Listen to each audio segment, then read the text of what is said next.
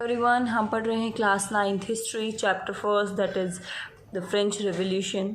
आज हम पढ़ेंगे अपना 4th topic that is did women have a revolution. क्या वुमेन के लिए भी क्रांति हुई थी, रेवोल्यूशन हुआ था। ठीक है। From the very beginning, women very active participants in the events which brought about so many important changes in French society. Women शुरू से ही एक्टिव पार्टिसिपेट कर रही थी हर इवेंट में। जो भी फ्रेंच सोसाइटी में चेंजेस हुए हैं उन इवेंट्स में उन्होंने पार्टिसिपेट किया है। They hoped that their involvement would pressurize the revolutionary government to introduce measures to improve their lives. उनको लगता था कि वो अगर इन्वॉल्व होंगी इन इवेंट्स में तो रेवोल्यूशनरी गवर्नमेंट पर थोड़ा प्रेशर पड़ेगा कि वो सोचेंगे उनकी लाइफ को इम्प्रूव करने के बारे में। Most of women of the third state had to work for a living. बहुत सारी वुमेन थर्ड स्टेट की अपने जीने के लिए they worked as seamstresses or laundresses, sold flowers, fruits and vegetables at the market or were employed as domestic servants in the houses of the prosperous people.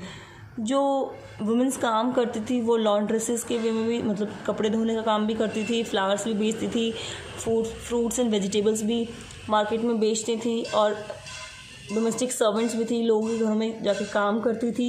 Most women did not have access to education और job training. बहुत सारी women's जो हैं वो पढ़ नहीं सकती थी, जॉब ट्रेनिंग नहीं ले सकती थी। ओनली डॉटर्स ऑफ नॉबल्स और wealthier members of the third state could study at a convent after which their family arrange marriage for them.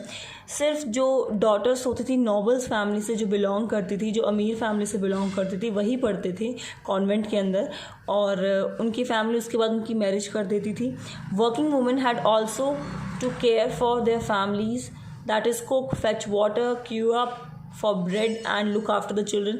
जो वर्किंग वुमेन थी वो अपनी फैमिली की भी देखभाल करती थी, खाना बनाती थी, पानी लाती थी, लाइन में खड़े होकर ब्रेड लाती थी, अपने बच्चों को संभालती थी। ठीक है। The wages were lower than those of man, लेकिन उनकी वेजेस जो थी वो मेन से कम थी।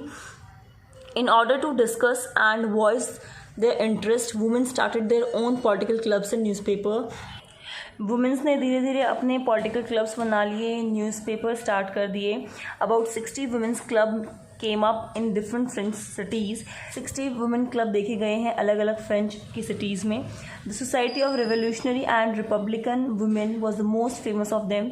जो मोस्ट फेमस जो क्लब था वो था the society of revolutionary and Republican women. One of their main demands was the women enjoy the same political rights as men.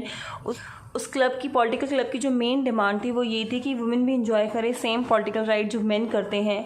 Women were disappointed that the constitution of 1791 reduce them to passive citizen. Women जो थी वो disappointed थी क्योंकि constitution 1791 के according वो passive citizen के अंदर आती थी। Demanded the right to vote, to be elected to the assembly and to hold political office. Womens मांग करने लगे कि उन्हें वोट देने का अधिकार होना चाहिए, असेंबली में इलेक्टेड होने का अधिकार होना चाहिए और पॉलिटिकल्स उन्हें ऑफिस मिलने चाहिए ताकि वो पॉलिटिकली भी ज्वाइन कर सके पार्टी वगैरह। Only then they felt would the interest be represented in the new government. उन्होंने ऐसा इसलिए किया ताकि उनके बारे में भी न्यू गवर्नमेंट सोचे कुछ। ठीक है। In the early years the revolutionary government did introduce laws that helped improve the lives of women. पहले सालों में भी रेवोल्यूशनरी गवर्नमेंट ने लॉज जो थे वो बनाए थे वुमेंस की कंडीशन को इम्प्रूव करने के लिए। Together with the creation state schooling was made compulsory for all girls. धीरे धीरे स्कूल्स बनाए गए, स्टेट स्कूल्स, और स्कूलिंग कंपलसरी कर दी गर्ल्स के लिए। Their fathers could no longer force them into marriage against their will। और ये लॉ भी बना दिया गया कि फादर उन्हें फोर्स नहीं करेंगे मैरिज करने के लिए। Marriage was made into a contract enter into freely and registered order civil law. Marriage एक कॉन्ट्रैक्ट बना दी गई जिसमें आपकी मर्ज़ी है तो आप शादी करो और ये सिविल लॉ के तहत थी।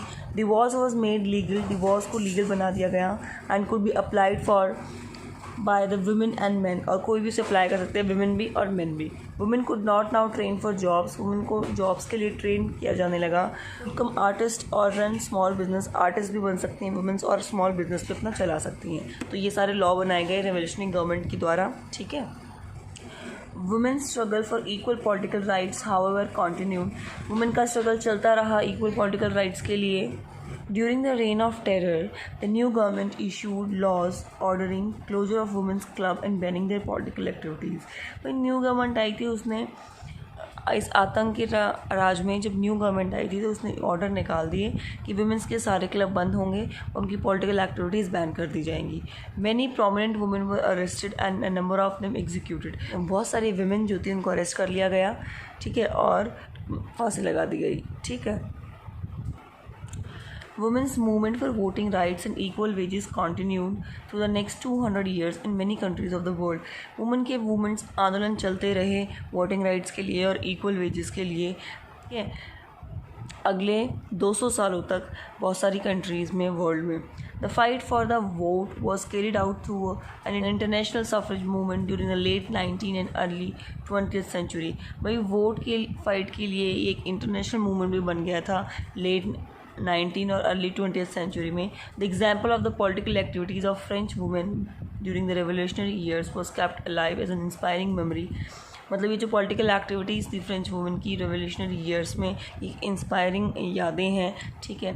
It was finally in 1946 that women in France won the right to vote. और फाइनली इतना सब कुछ करने के बाद 1946 में फ्रांस की वुमेन को वोट करने का अधिकार मिल गया. ओके, ये टॉपिक हमारे यहीं ख़त्म होता है. Thank you.